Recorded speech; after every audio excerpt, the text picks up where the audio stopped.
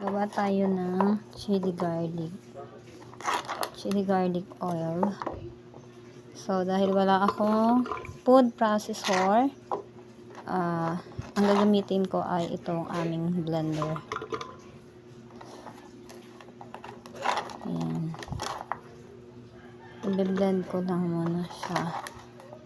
Kasama na ang konting sili.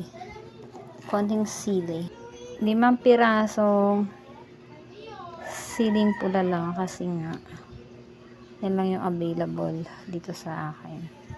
So, siguro tama na yan. Lalagyan ko lang siya ng oil. Mantika. Ayan. So, bubuhusan ko siya ng mantika. Sakto mantika lang. Isinama ko na. At i-blend ko na rin siya.